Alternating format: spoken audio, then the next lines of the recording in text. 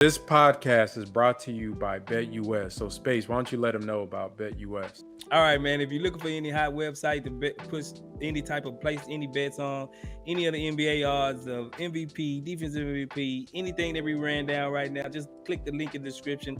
That's BetUS. If you want to put money on Jalen Green for MIP, KPJ for the assist leader, Jokic for MVP, whatever suits your fancy, go right now to the link in the description. That is BetUS, where you'll get 125% upon sign-up bonus. That's BetUS. That's where the game begins.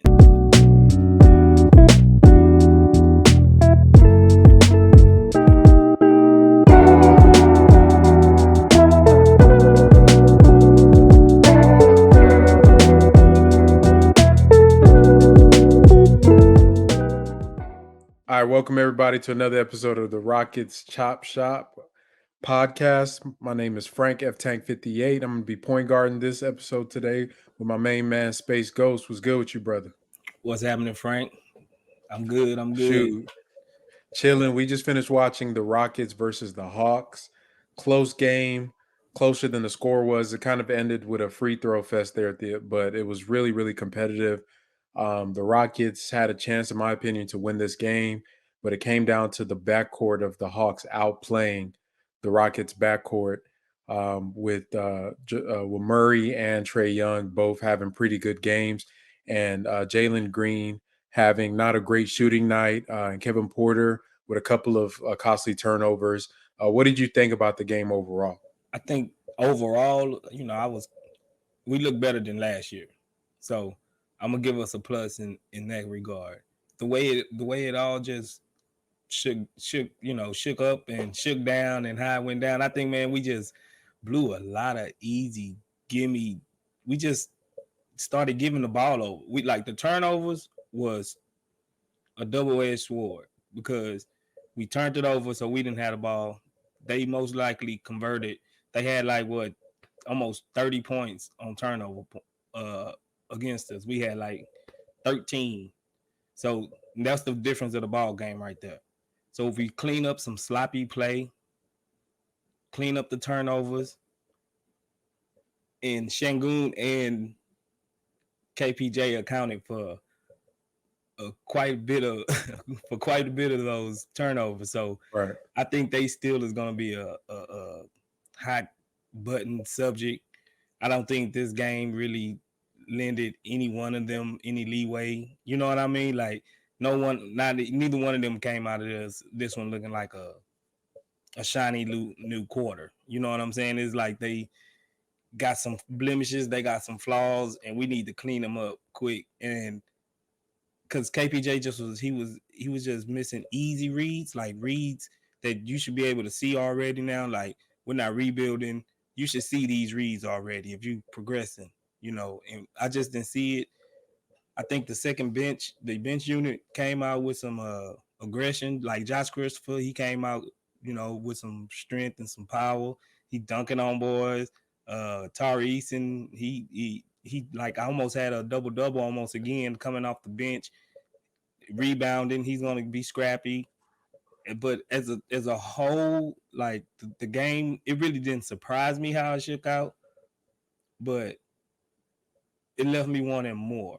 If that makes any sense to you. Yeah, I think it does because there were a lot of things that we wanted to see. That I mean, there's so much in the game for me. Like you pointed out the Kevin Porter thing. He was a mixed bag. He shot the ball very well today, hit some big shots. But like you pointed out, and I think it was apparent, and I said this on Twitter, he was missing a lot of the easy reads in the pick and roll, especially to Jabari in the open corner. And that is definitely something that, if you watch any of the breakdowns that I've made on him, those reads that him and Jalen really struggle to see. And you can even see at the start of the second quarter, they made an emphasis to run a play where he drove and was looking for Jabari. But I feel like that was almost like an out of bounds play, like the coach told him to do that. So, I mean, I think people may, once again, I love Kevin Porter Jr., but that's something as the season progresses, I want to see him develop is that ability to read the court when he's running the pick and roll with Bruno. not to get married to just the lob or the floater. Like there's a whole court with 3 other players on there that are at your disposal, especially if they're crashing the paint. Then another thing is, obviously in the fourth quarter, you saw how the game kind of became chaotic for the Rockets. We'd get up close, then it'll fall to Craps, then we'll get up close. And for him and Jalen as the ball handlers, I really wish that they would have controlled the game a little bit better. And that's one thing that I'll say that Trae Young was able to do and Murray was able to do that our backcourt really lost it when the game was within reach. But early shots, live ball turnovers, just not making the right passes, those things are all backbreakers when you're trying to win games. Yeah, I think they get lost in transition. Like when you in transition, it's supposed to be the time you can get easy buckets. You catch the defense off guard. They're not set. It seems like they wait until the defense get there, and then just so they can run their action. No, just go ahead Facts. and push the paint and push the tempo. Like they'll get it, get the rebound, and they'll run to the other 3-point line, and then just stop. And then wait on the center or something to come and do the high screen and roll or whatever. And KPJ, like you said, is tunnel vision. Like it's either I'm gonna shoot this or I'm gonna try to give Bruno the lob, and it's too predictable. It's too many layers to the pick and roll. That's why it's the fundamental of basketball. You can build so much of other things off of the pick and roll that'll catch the defense slipping, and he's not utilizing the whole pick and roll game as it's meant to be. So it's like stunting the growth of the offense, what the offense can really be capable of. Because I seen Jabari just dying for the ball like 4 or 5 times in the corner, just hands waving like, hey, I'm open. You know what I'm saying? And then you see once he got the ball, he started forcing his threes because he wasn't getting them when he was wide open. So he started forcing them and trying to shoot over people. So it disrupts the whole flow of the game if you don't make the right reads. Almost like a quarterback.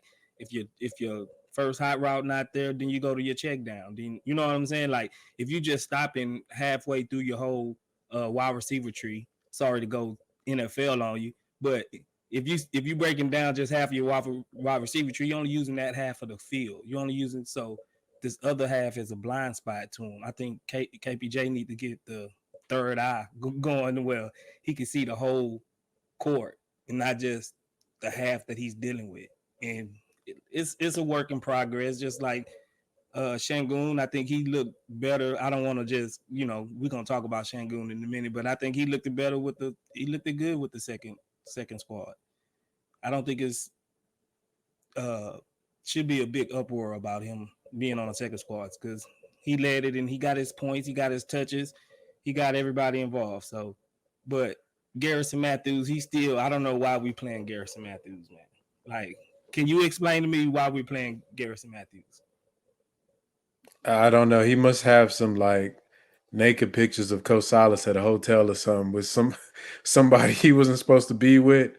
Because as Coach is famous for putting in that start of the fourth quarter lineup that usually lose the games for him. Luckily, actually, when he actually made a sub to bring Jabari in early in the fourth, that kind of turned that around. And as you pointed out with Shangoon, he was a mixed bag as well. 6 turnovers is never ideal. He was kind of trying too many fancy passes. And that, those 6 turnovers are backbreakers, but the mixed bag is that the stretch of the game when he was in with the twos, it really kind of brought us back from the deficit that we had. And you can see that I get the rationale for them using him off with the twos because it allows him to use his talents. And with the ones, especially with those guards there, it's really hard for them if they're not going to use Jabari. They damn sure ain't going to use Shangoon. So Sengun. yeah, so it's a mixed bag for him. He played good in some instances, a lot of kind of dumb plays. I kind of put a tweet out that said he gives you the Russ Westbrook experience where you happy he'll do one thing, then the next play he trying to swat the ball out of bounds. I don't know if you watched the Lakers game yesterday. Oh yeah, This I dude, did. yeah, this dude had a transition layup. Then the next play he trying to knock the ball out the dude hand before he inbounded, Before you like get it, then got a yeah. tech. So that Shangoon experience right there is like, bro, I'm happy. Then like, damn, bro, what are you doing? So, but I think he looked he looked promising. I would say for him, with his play and kind of what he did with the offense and almost taking over the game in that stretch. And I like that. And I think him and Jalen have a lot of untapped potential that the team needs to explore. The number one thing I took away from this game is that we are a better team than last year. We're going to be competitive. It's not going to be no easy dubs dealing with us. Nothing that I didn't expect. Nothing that really caught me off balance, off surprise. Like I knew KPJ needed, growth. I still know Shangoon need growth. The only thing that probably really surprised me is Jalen was kind of inefficient. He was more inefficient than what I expected him to be, and he had some nice open shots to where he wasn't just chunking them up; he was just missing. And I think him and KPJ can do a little bit better. It looked more like my turn, your turn tonight. It wasn't really look like it was within the flow of the game, and I think they can work on that and really keeping when you got a 40+% shooter, you gotta look for that man. Like Jabari needs more looks from the guards, for more kick and drive opportunities from what the guards gave him. Because everything he had to do today, he had to work hard for it, and it shouldn't be that hard for a rookie spot up shooter 3-and-D type guy at this level yet. That's really can't create for himself.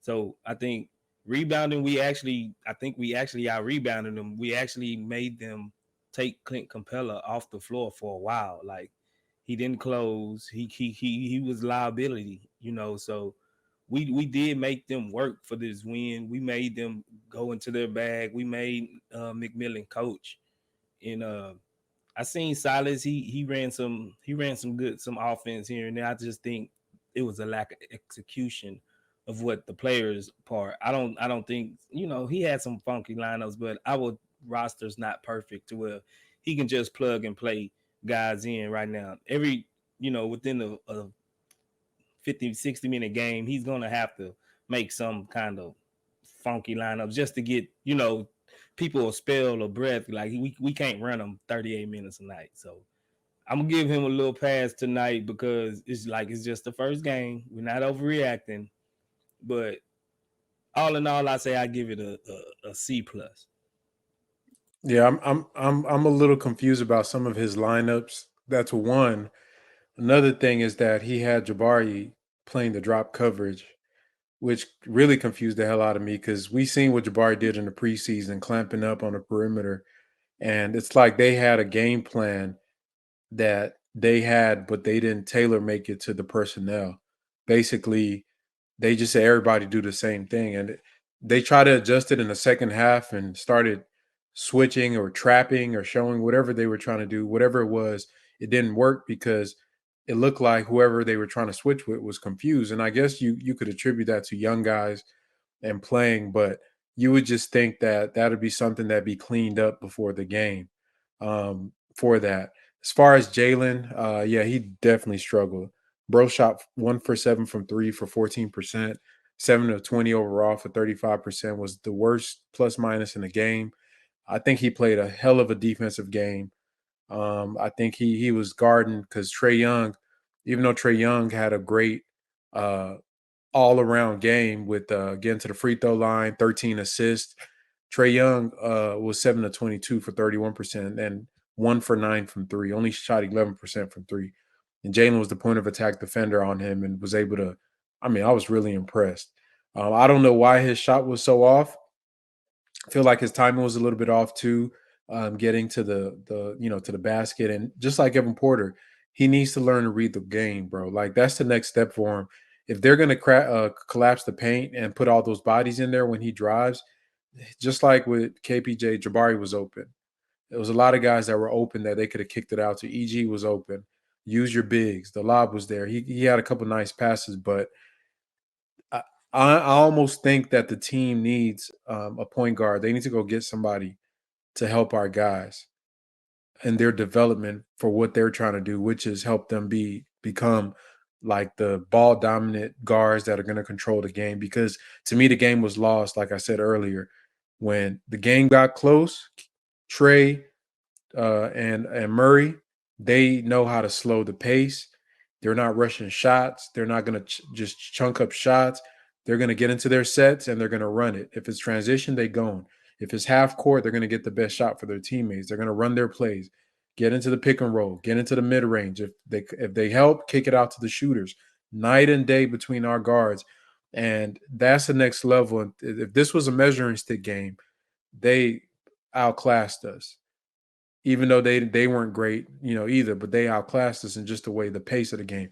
I think we might need a guard, not only to run some of that backup role, because I don't like Eric Gordon running backup point guard, but at least to show these guys like, hey, when we watch film, here's what you got to do. Look at this. I know the coach is going to do it, but sometimes it's good to hear it from somebody that's out there on the court with you so they can teach you in person. So I know the Rockets aren't going to do it, but that is a wish of mine that, I think that they should look.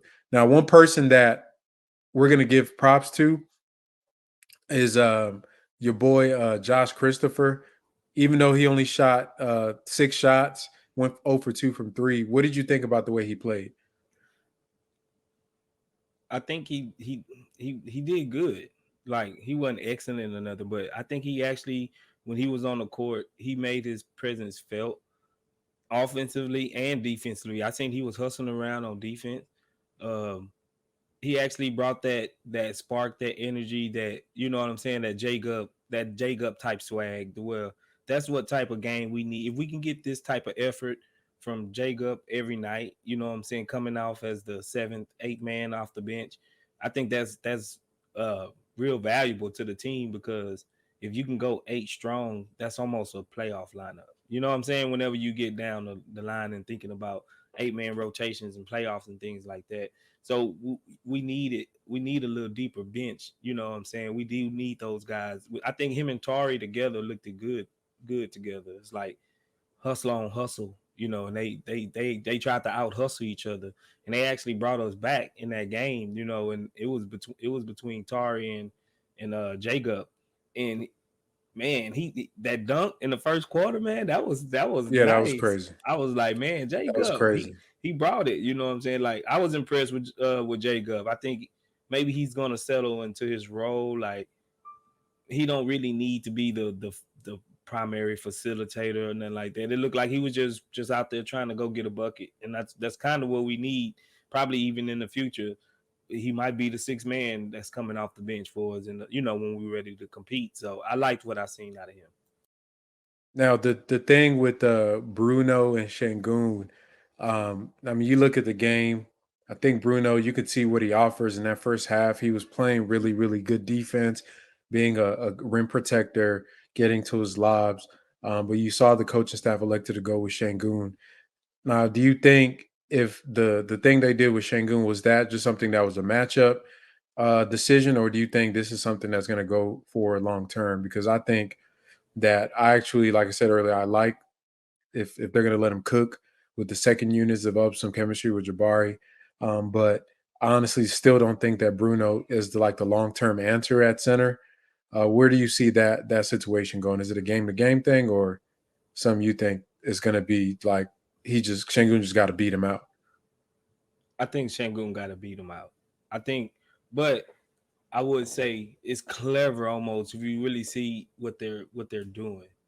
Just a small sample size of the first game, but they let Bruno, play a bulk of the minutes. But when it was crucial, when it was winning time, they put Shangun in there with the guys just to see how is he going to close with them. Because in the grand scheme of things, that's when we competing, we want to see how they're going to compete together in high levels leverage situations. So it's kind of cool what they doing. You know what I'm saying? Like, it's like easing Shangun into it. It's not just throwing them into the fire. Like, 48 minutes, you go and hold it down, and if you get in foul trouble, you're not available no more. You know what I'm saying? Like, they trying to keep him at least in the game, active enough to where he can get some valuable minutes with the starters, but not force feeding them. You know what I'm saying? Too much at one time. And in the grand scheme of things, if they're looking in if Shangun really looks good, maintaining that role, because if we can't, like you said, get a veteran point guard, because those type point guards are almost non-existent. You can only find like 5 of them, in the whole league, unless we go off of somewhere overseas and bring out over Manu Ginobili, the next Manu Ginobili or somebody like that. Like, so Shangun will probably have to be that hub for the near future of the second unit. It sucks, but if you're a Shangun truther, but the truth of it is he has his limitations, and the best way to maximize him is to have the ball in his hands, and it's hard to do that when you got two almost all-star guard level freakish talented guards that also need the ball. So it's not a redundancy, and it's a carryover into the bench units. But once it's time to hit the road, they can all mesh together and close games out. So maybe it's just a think piece by the coaches and seeing it, just trying to get some data on it. And it didn't look bad tonight. It didn't look bad. It didn't look good, but it didn't really look bad. I can see what they're trying to do. I feel that. I feel that. So yeah, just overall, I think the game was, like you said, we looked good in some instances. I think the team is actually frisky. They do look better than they did last year. The defense definitely was better, even though they made a lot of mistakes, and some of the schemes that they try to employ were unsuccessful. But those are things that you could clean up. And honestly, the Hawks are a good team. Just to give them their props, that backcourt is crazy. Murray is a lockdown on ball defender, and he had a couple of poke checks on our guards. Holiday, the short Holiday, that dude on ball, pressing full court, giving fits to Kevin Porter, giving fits to Jalen, causing a couple turnovers, kind of roaming around. I like, their depth is pretty good. They got some rangy guys.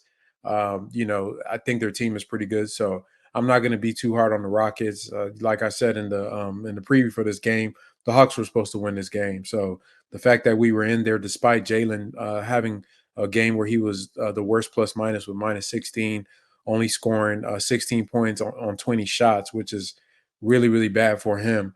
And we still only really lost by a couple points. Those kind of free throws at the end. So I think that it's a good building game. They can watch film on it. Everybody can get better from it, and then we can move on to the next team, which is going to be here on Friday with the Memphis Grizzlies. Real quick before we go on to the next segment, what is your prediction on that game? Memphis coming to town, John Morant, another backcourt him and Bane versus our guys. What you think?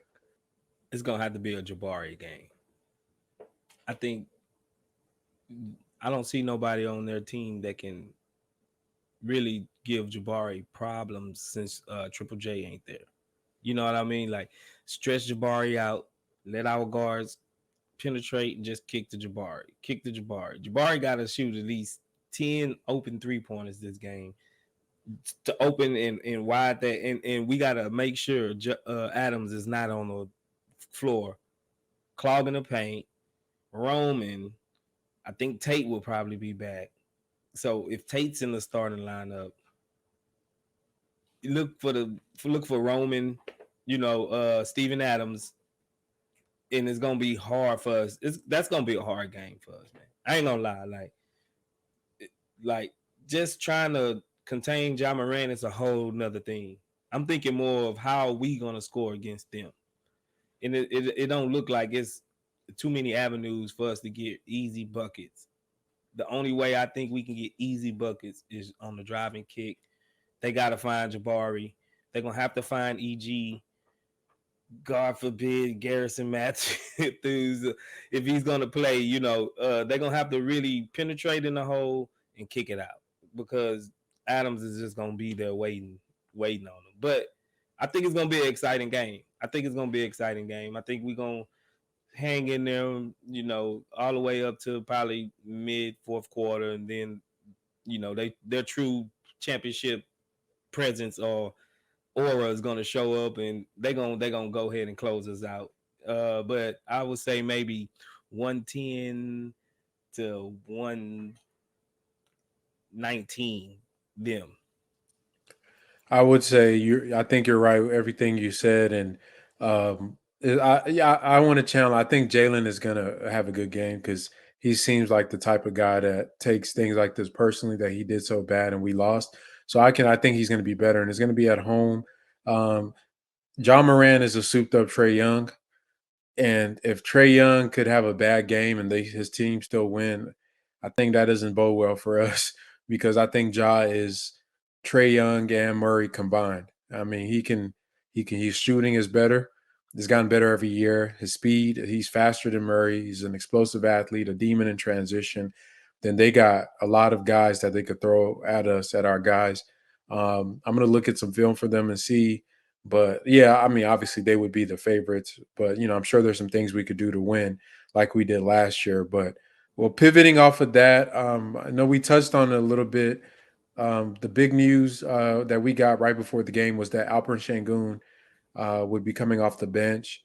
I know there was a lot of kind of controversy around his overall fit, whether, what does this mean for him long term as a prospect? And does this mean that the Rockets are giving up on him? I'll go first on this. Personally, like I said earlier, I think Shangun is somebody that is a talent, and the onus for developing this talent should be on the Rockets, not the 19-year-old. His job is to just work hard, be in shape, do what he got to do on the court. But as far as what he does well as a player, Coach Silas and his staff, Rafael, all of them, if they, made the commitment, they've traded picks to get to him and they got him. If you prematurely just abandon ship a few months into it, then it looks bad on us because it's obvious that something is there.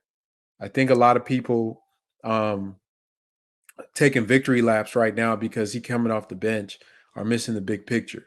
One, he's 19. Two, he's still like he's a kid.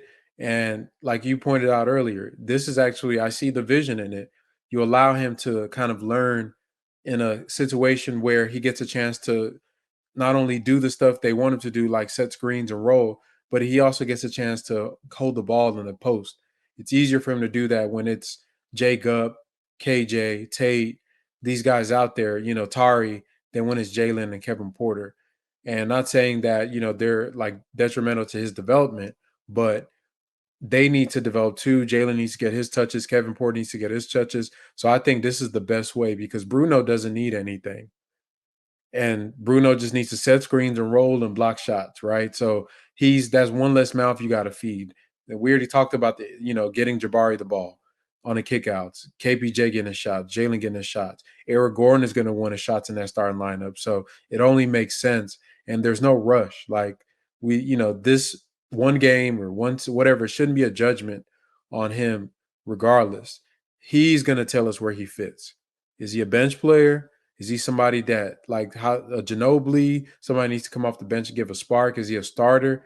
Can he improve on some of the things he needs to do? So I actually like what they're doing with this, and it may change with different matchups. Maybe they want him playing against a more traditional team that doesn't have a Trae Young on there, but that's really going to be determined. But I'm not mad at it. I think that the Rockets are actually doing a solid by him by allowing him to kind of maximize his talents and what they want him to do. So I'll say that as it stands, I kind of like what they did with him playing with the bench units.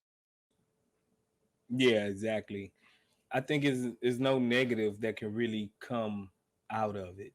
I think you playing with house money. You already got him on your roster. It's not like you need to make a decision on him by next year or something. He's not expiring. You know what I'm saying? You can slow roll him into it. They stepping them into it. It's a transition coming from Euro League and FIBA and all that to the NBA. It is a transition, and everybody don't just pick it up. There's nothing wrong with not picking up the game in 1.5 seasons. Like Jokic actually took like 2-3 seasons coming off the bench before he was Jokic. And since everybody want to compare Shangun to Jokic, let him get this Jokic trajectory. Let him come off the bench, fill it out, see where he can fit in this fast paced, high flying.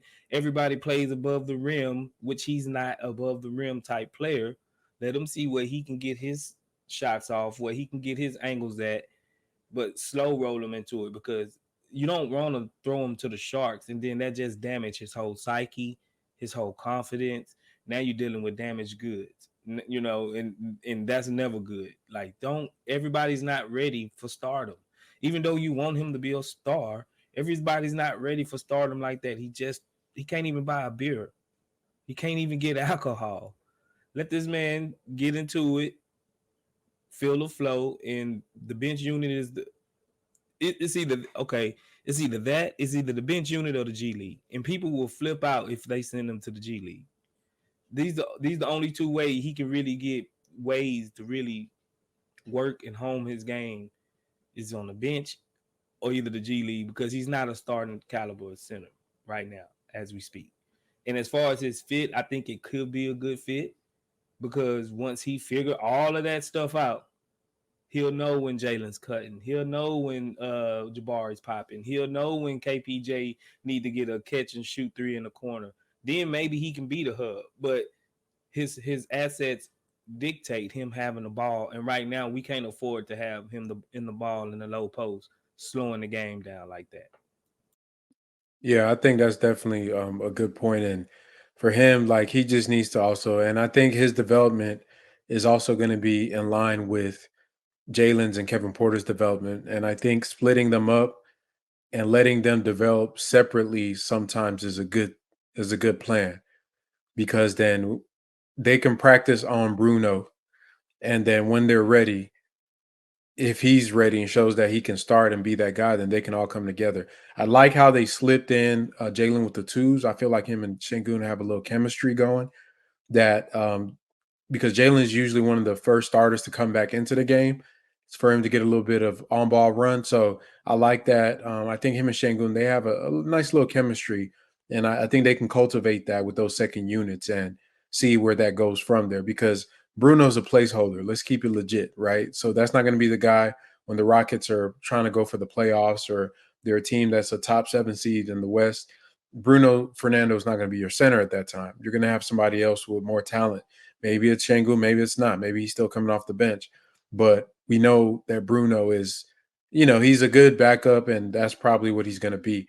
That was just to me smart by the team in doing that. It took a lot of courage because I'm sure they knew they would get some blowback from it. But it is what it is. It's the NBA. Guys that you're looking at now, this team may look totally different next year. You know what I mean? And it's just something that, that's how the league goes. One of the things that I wanted to talk about before we close this out was KPJ's extension. So he was extended for I think it was 4 years, like 84 million or 80 something million, like that, and very incentive based contract. It really it turns into really like a 1 year 15 million with a trigger for the team to opt out. I think in 2024. And there's a lot of achievements he has to make to get his full money. Some of them include team success. What did you think about KPJ's contract? Are you happy with the way it's structured and how the Rockets did it, or you think they overpaid for him? I actually called it, man. Like I said he was gonna get this type of structured deal, the heavily incentive type deal, to the bet on yourself type deal, like a NFL Antonio Brown type deal. We're gonna guarantee you 1 year. I'm not comparing him to Antonio Brown, but he got that type of clauses in his deal to where it's more heavily on your performance and how you uh actually show up, succeed, and the ball is in his court. If he want to get paid, if he want that 82 million, it's on him to earn that 82 million. It's a hard dollar. He's like on a hard dollar contract, a contractor type contract. He get paid by his output. He don't get paid just for showing up and rolling out of bed and coming in punching the clock. He's gonna have to work for it. And I think with a guy with his mentality at this point, that's the right thing to do because it's almost like a prenup. It's an insurance policy on the team part to where it's like, yeah, I love you and I want to marry you. But if you start tripping, you leave here and I ain't got nothing, to pay no further cost to you for doing this. So I think it was a win-win situation. Okay. Yeah, I agree. I actually I love the deal. I think it's a great deal. It kind of is the best of both worlds, honestly. Which it does tell me that he didn't really have a market because if I was any type of player, I would not have agreed to that deal if I was him. But I think he took the security over the uncertainty of knowing like he could be let go or they could waive him at the end of the season. So I don't blame him from doing that. And he's betting on himself long term. And it's a shame that he had to be in this situation because of some of his actions. Because you can see some of his counterparts like Tyler Hero and Jordan Poole, these guys that are around his cohort are getting, 100 plus million guaranteed and he has to earn it. And it's I love the redemption story, and I think he's on a path to becoming a redemption story that's going to be a great example for a lot of people. But at the same time, it's also a cautionary tale for younger players coming into the league, coming from certain backgrounds. Like, bro, you got to take care of your like Marshawn Lynch said, you got to take care of your mentals and your chicken, man. You can't let that chicken get burnt. You know what I mean? KPJ burnt the chicken. He fumbled the bag, and that's on him, and he got to live with that. But I'm glad that the Rockets secured him, got him straight, and it's a win-win for both sides. And he had a decent game today. I know we're nitpicking about some of the stuff because we're trying to build a winning team, but I think he's a great talent, and wherever he fits on a team in the future, I think he is worth the gamble for the team to make to say that we want this guy to be here wherever he fits going forward. But good job, Rafael Stone, on that. I think that's a great signing. It's it doesn't really hurt the cap room. It's the team can opt out anytime they feel, and I'm sure there's incentives in there for his behavior. And I think that for him, hey, I hope he earns every single dollar because that means he's actually doing something for our team and being the guy that we think he's going to be for us. Yeah, I agree 100%. Everything, like right down to the T. Like this was the type of deal I expected. This is the type of deal they presented. He accepted it. That means he's growing as well. He sees his true value, and he sees that he got a home here. As long as he behaves and he put up the numbers and help us get to whatever those incentives are, whatever heavily based incentives those are, as long as he help us reach them, I think he'll be welcome here, and we'll be happy to have him here. As long as he's doing the right thing. Yes, sir. And I think that's a great spot for us to kind of close this down. We got Memphis coming Friday. Hopefully, the team is more organized. They kind of get their offense back in gear. But appreciate y'all. Keep supporting the Chop Shop. Shout out to y'all, man, getting us to 2,000 subs. Shout out to the fans, the community, everybody, man. 2,000 subs. We just getting started. We're gonna keep working to get y'all that basketball content y'all need. Subscribe, like, follow, comment, keep generating those comments with us, talk to us, and we'll keep the conversation going next time. Appreciate y'all. Take Appreciate care. everybody.